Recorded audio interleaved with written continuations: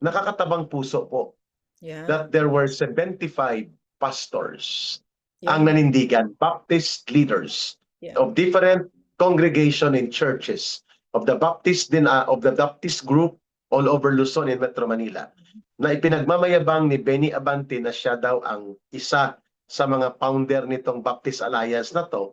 75 pastors ng mga simbahan na ito nanindigan na ang pinakatamang leader sa panahon na ito ngayon para i-lead ang redemption ng bansa ay si Sara Duterte. Yeah. Ma'am, napakagandang balita ito Napakaganda. sapagkat nararamdaman natin na ang mga seryoso na religious sector, minus the Traditional Catholic Bishops Conference of the Philippines, ang kanilang damdamin ay papunta sa pagkilala ng potential and integrity of the leadership that Sara Duterte can provide to reform the government and redeem the country. Go ahead, ma'am. Wonderful. It's really wonderful, Eric, no, na yung ganyan yung naririnig natin. Kasi I've always, siguro naramdaman na rin nila yung evil na ito, di ba, na nangyayari sa Pilipinas. So, nagsasalita na sila. And like our belief here, no, it's not just a political warfare, it's a spiritual warfare Spiritual. already. So much evil has already been let out because of this Marcos. But Tama. si Kathy also, Kathy Binag came out with a story about the Iglesia ni Cristo. Iglesia ni Cristo. Yeah, that Iglesia ni Cristo also said the same thing. And Iglesia ni Cristo has not given an official statement, but neither have they denied and said na, no, we never said that. Diba? Pero biro mo ang sinabi nila, according to Kathy, is that lahat ng pumirma dyan sa impeachment na yan, Mamarkahan nila. forever and ever, kahit yung mga anak ninyo, forever and ever and ever. Kumbaga talagang blood crime na ito. Blood crimes na itong ginagawa ninyo. Yung pag-sign ninyo dyan, which to me is so important kasi yung binibigay nila yung bigat ng nararamdaman natin na hindi lang tayo. So sa akin parang yan yung redemption natin as a people, that we're responding this way, na hindi lang tayo nakahiga dyan habang ginagahasa tayo, lumalaban tayo. At maganda ito kasi ito mga spiritual leaders ito. But I know that the Catholic Church, no, the members of the Catholic Church are with us. There's some of them, Correct. a lot of them. And Agree ako dyan. some priests are like that, no? But it's the CBCP, because of what's his name? Siciliano ba yon? Something, no? Si Yan yung Jerome Siciliano. Siciliano. Yun Yung yung kanilang official stand. spokesperson. Pero maganda kasi no na na-unmask. Kasi tayong dalawa alam natin na napasukan na ng CPP, NPA, Yeah, of NDF course. ang Catholic Church, ang Catholic hierarchy. So na affected sila ng mga ganyan, no? Kasama sila diyan, no? And of course, nung nakaraang linggo, bago Yeah. ang botohan, yung CPP infiltrated churches, yeah, like Iglesia Filipina Independiente, United Church of Christ in the Philippines, at yung National Council of Churches nila na mayroon pong Christians for National Liberation na organization underground, at konektado po ito sa front organizations ng CPP, NPA, NDF na bayan at mga party list. They called against Sara Duterte. Dapat i-impeach, papanagutin si Sara Duterte. Pero Ganda, di ba? tahimik sila. Yan, nagsalita sila, ma'am. Coalition of the religious people daw to impeach Sara Duterte, pero pumapalakpak naman sila at sumasahod posible kay Marcos. Kaya ipokrito, mga Padre Damaso kung sa kasaysayan ng nobela ni Jose Rizal. Samantalang itong 75 pastors, ma'am, walang ibang hiningi kundi ang magkaroon ng spiritual strength and moral foundation si Sara Duterte to stand the ground of a journey to redeem this country and to bring reform to the government. Yun pong pinakaminsahe po, ma'am, mga kababayan, nitong 75 Baptist pastors na nagkaroon po ng spiritual fellowship kay Vice President at nanindigan na kanilang kinikilala ang kanyang pamumuno at kapasidad na pamunuan ng pagbabago sa ating bayan. Ma'am, go ahead. Tapos ang ganda pa kasi, no, napakaliwanag, no, napakaliwanag talaga ni Bangag, no. Maliwanag siya eh, talagang sobrang liwanag, alam mo kung sino siya, no, plunderer siya, magnanakaw siya, at anong ginawa niya, mastermind siya ng pinakamalaking heist sa kasaysayan ng Pilipino. Therefore, no, I've always believed that one of those things that really made us, yung binansot tayo bilang isang bansa, ay ang Catholic Church, yung Catholic Yes, hierarchy. that's Hindi ko true. tina-touch yung faith ninyo ha, wala ako Ah, diyan. Kasi nga yung perspective ko is nakikita ko ang CPP sa loob at dinadala kayo sa bangin ng mga 'yan. So, dumating na yung panahon na meron tayong chance na umangat ang kamalayan natin, no? Na hindi na tayo yung sunod lang ng sunod na hindi tayo nagtatanong kasi paano ka katulad nung Independensya Filipina Chuchuchu na yan, yung mga yeah. CPP na yan, paano mo sasabihin na yung kiniklaim mo na naniniwala ka kay Jesus Christ at kay God, Mm. pero alam mo na mga magnanakaw yung mga nandyan sa impeachment na yan, 'di ba? Yeah. Kahit na sabihin mo na ayaw mo si Inday, okay lang sa akin yun dahil marami akong kaibigan, ayaw nila si Inday, okay lang, Mhm. ganun talaga demokrasya. Pero kahit na ayaw mo si Inday, you have to recognize, no? Sabihin mo ang totoo sa sarili mo na yung putang ng impeachment na yan, kademonyohan yan.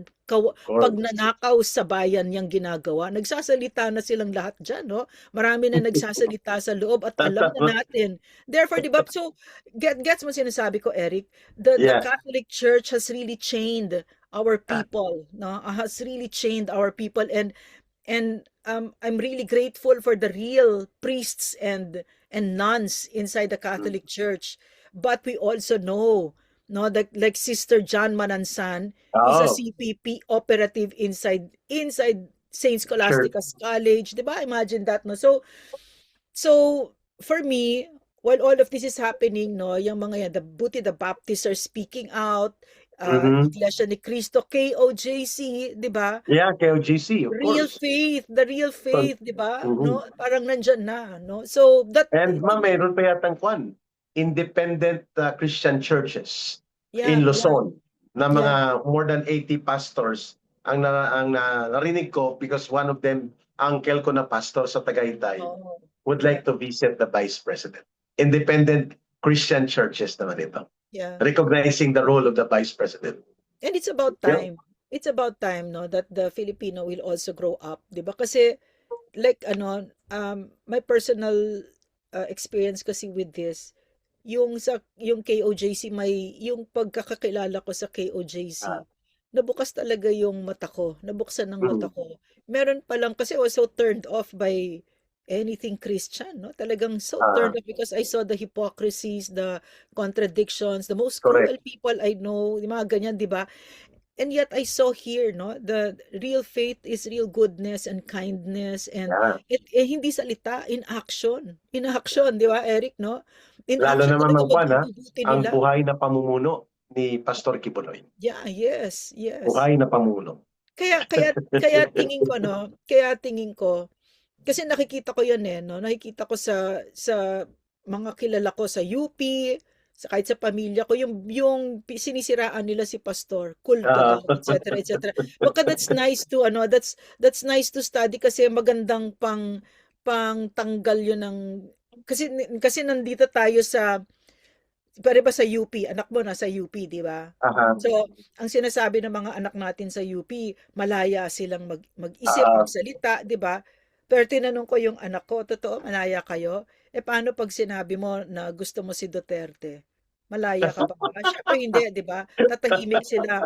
So, hindi yun kalayaan, 'di ba? Binigyan ka lang ng mas malaking hawla. So, meron kang ilusyon ng kalayaan, which is a more dangerous thing. So, my point is, no, in that UP thing, they will just say, Kiboloy, kulto, 'di ba? ah, Right? So correct. that will ano, natatakot kasi mga teenager 'yan eh, 'di ba? So they want the peer pressure, 'di ba? Yung Aha, acceptance ng peers nila. So kahit na natatanggal yung critical thought nila na hindi na nila aralin yung buhay ni pastor. Hindi nila correct. kikilalanin si pastor, which is what an intelligent person ought to do. 'Di ba? Ah, Instead of kulto, 'di ba? Or sabihin ah, DDS bobo. O DDS bobo talaga. Hindi nyo ba alam kung ano yung accomplishments ni PRRD? Kaya ka correct. libre sa UP, gago, kasi libre ka ni Like PRRD. PRRD. O, At 'di ba? kaya Ano? bumagsak ng todo-todo at naapektuhan ang recruitment ng kabataan sa mga schools at Correct. universities Mm. dahil hindi lamang kay Pangulong Duterte dahil nag-voluntary program na pinut up ni Pastor Yeah, Kibuloy for free yeah. ang laban kasama ang bayan. Yes, The yes. only, the most unique program ever in the history of Philippine television na ganun katapang, ganun ka-direkta, at ganun ka-determinado na durugin ang communist terrorism and all its forms sa pamamagitan po ng information campaign na tuloy-tuloy. Only a Pastor Kibuloy was able to do that with the partnership of a president like Duterte. So habang nananahimik ang Catholic Church, habang ginagahasa ni Marcos ang Pilipinas na buong dekada naman, no? All their lives anti-Marcos sila supposedly, ang Catholic Church.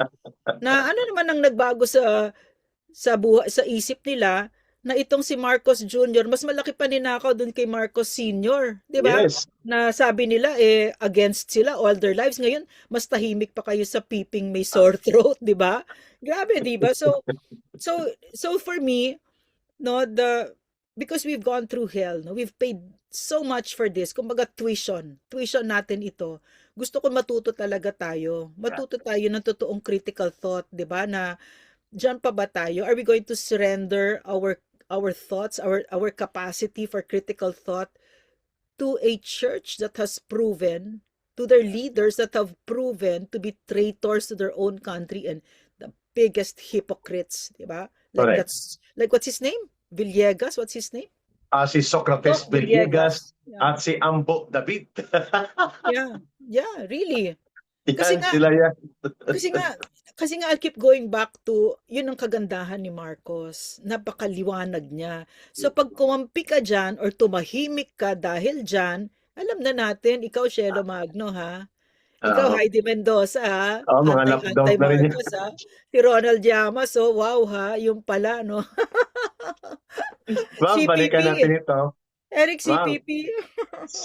Balikan namin ni Ma'am Lorraine ito sapagkat hindi pa namin tinalakay ang pinag-utos ng Korte Suprema kay Tito Soto. Forthwith, sumagot ka at magpaliwanag sa reklamo sa iyo na iniinsulto mo ang desisyon ng Korte Suprema. And yung pagbabanta ng pahayag ng paninindigan ng minority group sa Senado na harangin nila ang binaluktot, sinuhulan at palasubas na impeachment complaint galing sa House of Tambaloslos and House of Sandro Marcos paakyat sa Senado. Masaya ito, Ma'am Lorraine. Showdown to. Pabalikan namin ni Ma'am Lorraine. Ma'am, your final message for this episode. Yeah, maraming salamat Eric, maraming salamat ating mga kababayan at nagsama tayo dito. Mahalin natin ang Pilipinas, no. So, Ayun. at wag nating kakalimutan si PRRD, mahal natin siya, mahal natin si Vice President, no, at magmahalan tayo, magkaisa tayo. Okay. Ang bigwas ng agila, lakas ng bayan, tinig ng katotohanan.